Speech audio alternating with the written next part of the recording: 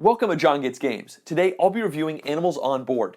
This is a set collection game that has you using a simple I split you choose mechanism to grab a bunch of animals as you compete with Noah to fill your ark before the flood. The only catch is that Noah steals all the pairs of animals that you have at the end of the game, so make sure you don't have any. First I'll show you how the game plays, and then I'll jump into my review. There are 12 different types of animals in the game, and there's a value 1 through 5 for each of them. In a 4-player game, you'll use all the tiles in the game. For 3 players, you'll remove all of 2 different types of animals from the game, and for a 2-player game, you'll remove all from 4 different types. Each player takes a cardboard ark, which they will put just like this in front of them, and then they'll also take 1 food and 1 flag, which I'll explain in just a little bit. The players also draw 3 random tiles and choose one of them to be a starting tile for their ark. Now, the values on these can indicate how many victory points there'll be at the end of the game based on your setup at the end of the game. In general, higher is better, so this player might take this 5, put it into their ark here, and then take these 2 and put them face down into the middle of the table. And once all players have done this, we will flip all these tiles face up in the middle of the table. And then we're going to add more tiles to this until we have the correct amount. In a 4-player game, you need 12 face-up tiles and a single face down. In a 3-player game, it's 10 face-up, 1 down, and in a 2-player game, it's 8 face-up and 1 down.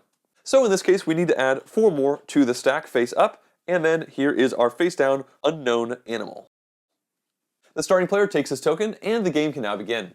Turns are quite simple. You choose one out of 2 options. The first is you could buy a group of animals, but you need to have food enough to afford 1 for each animal in that group. So this is a group of 13, so obviously I cannot afford it with this single food.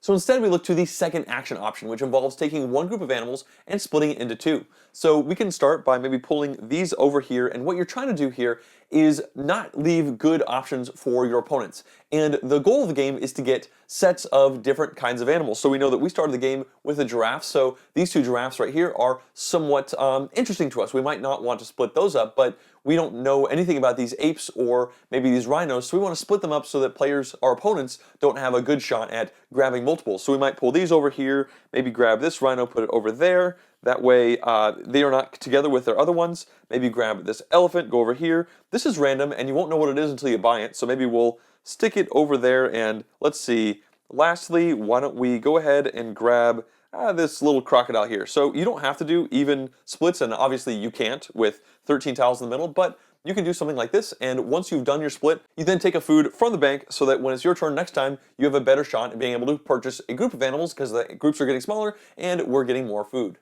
Now that our turn is over, it moves clockwise, so now this player can take the same turn where they either buy a group of animals or they split and take a food. In this case, the player has only 1 food, so they also cannot buy a group, so they might look around and notice that there are 2 giraffes in this one group that we tried to make, and they might put a fix to that by splitting this group into 2 groups just like this, and then of course, they would get a food for doing this action. At this point, I'm going to fast forward through a couple turns until somebody buys a group of animals. So it's now this player's turn, and they have 2 food, which means they can afford to take this group, or any of these groups of 1. This player decides they want to spend both of their food, and they're going to buy these 2 tiles here. So they're going to go ahead and put them into their ark, and now what they do is they take their flag here, and they stick it into their ark into a little slot that you can see right there to show that they are now out of this round. Play will now continue between the players who have not made a purchase and not put a flag down until all but 1 person has made a purchase. At that point, that last person gets 1 more action to either purchase or just do a split and save some food.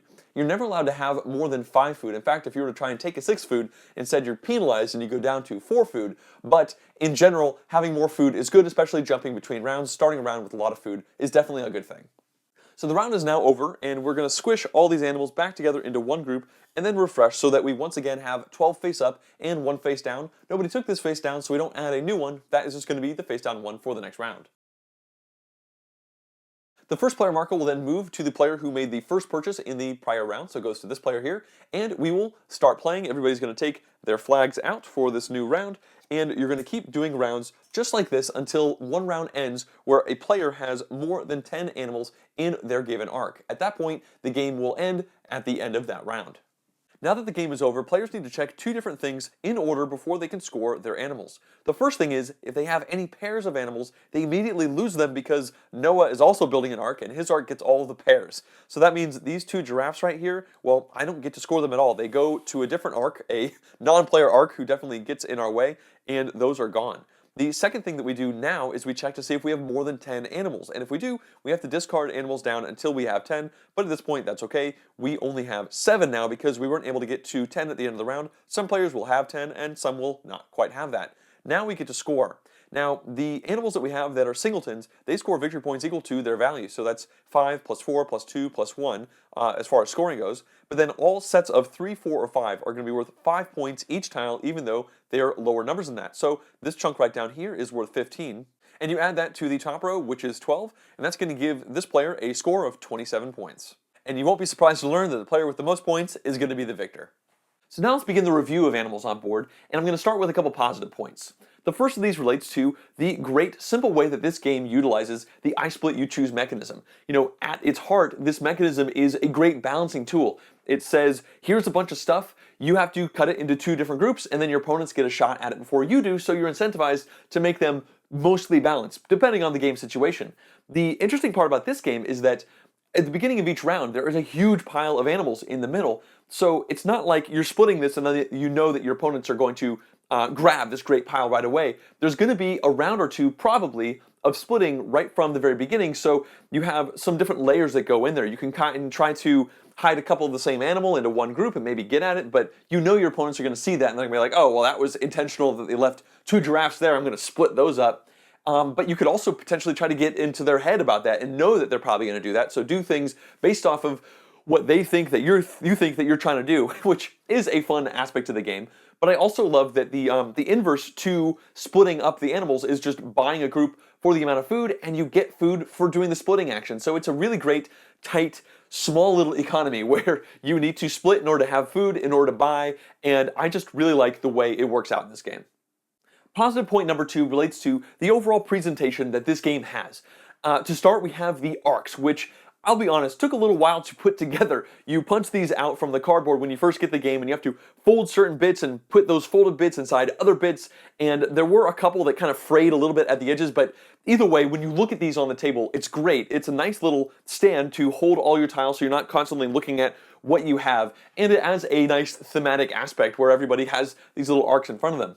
On top of that, you have the wonderful art with all these tiles in the middle of the table. The first thing that happened the first time I played this game was we revealed the 12 animals in the middle of the board, and pretty much everyone on the board started looking at them and like cooing, like, oh my gosh, that was so cute, and oh my gosh, look at that one over there. You know, they're all great. I mean, every single tile has different art because there are 5 different tiles for each animal, and the low value ones are like baby animals and the high value ones are old, and it seems like the 3 value animals are like crazy teenage animals with some kooky eyes.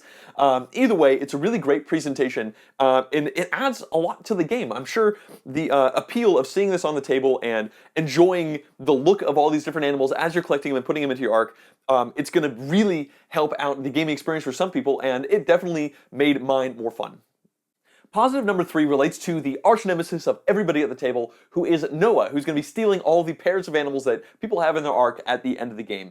And how neat this little twist on set collection is for the gaming experience at the table, because normally in set collection games, you're just trying to get as many of a specific type of thing as you can, and oftentimes there's diminishing returns. But in this game, you really need to be careful. You take one of an animal, that's fine, especially if it's like a 3, 4, or 5 point animal. Well, that's okay if you leave it till the end of the game because you're going to get 3, 4, 5 points for it, which is pretty good.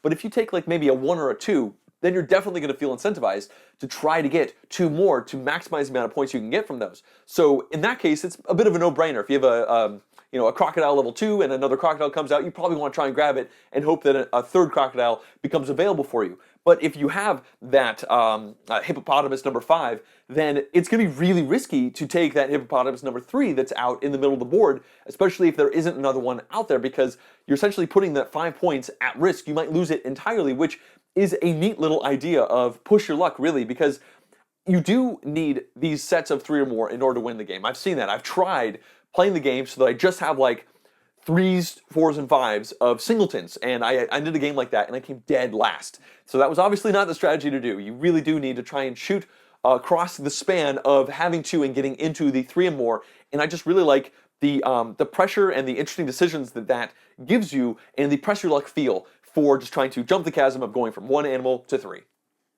Now let's cover my one neutral for the game, which has to do with how a good memory can really help you out with this game. And that's not necessarily a bad thing, but the game does not sell itself as a memory style game. And seeing what your opponents are grabbing is really important, and remembering what they've grabbed is huge when it comes to how you are going to be not only splitting the piles in the middle of the table, but also potentially buying these tiles. Because if your opponent is able to get to 3 or more of a specific type of animal, each of those being worth 5 points is humongous, and it is probably in your best interest if you realize that they've already taken 2 pandas and they're in a position to take a third one.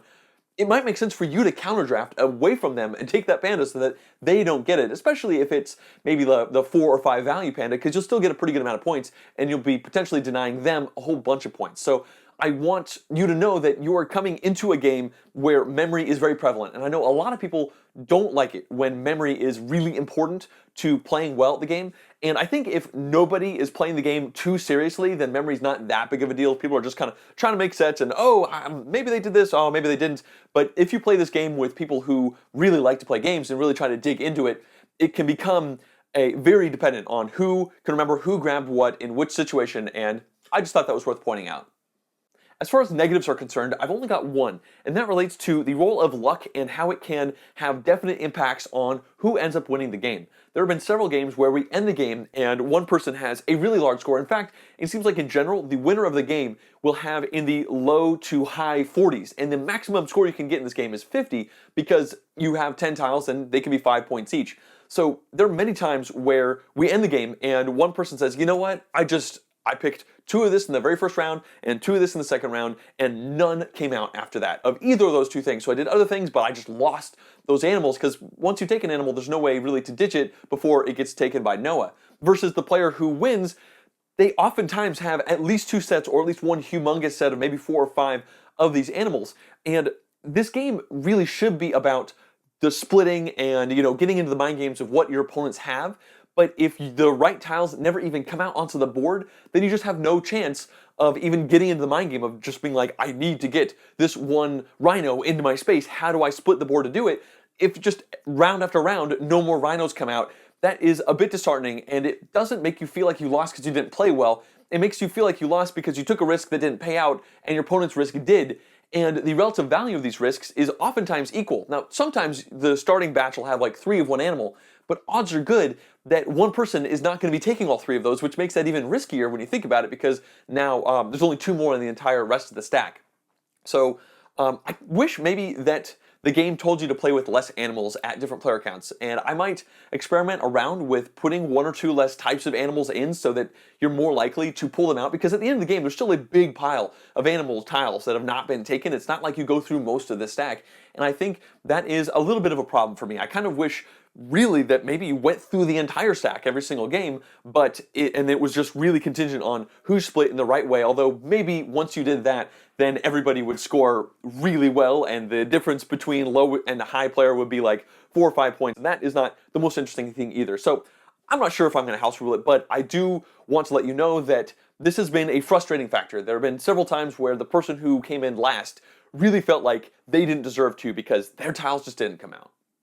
Let's now discuss the replayability of animals on board, and I think for this weight of game, it's pretty much average. I would not expect variable player powers or different board setups for a game this simple with this small of a rule set. The game plays in 30 minutes pretty much at the most, and if you're playing with lower player counts, it's almost for sure going to be much less than that. So I think it pretty much hits a sweet spot as far as replayability is concerned. I think they could have probably done something to make it slightly more replayable, but I don't think I'm going to dock it any points for the fact that you're playing the same exact game on the table every single time, because it really feels like that is what this game was trying to be, and the variability between plays is supposed to be based on the variety of animals that come out in each subsequent round and how you're going to play around those.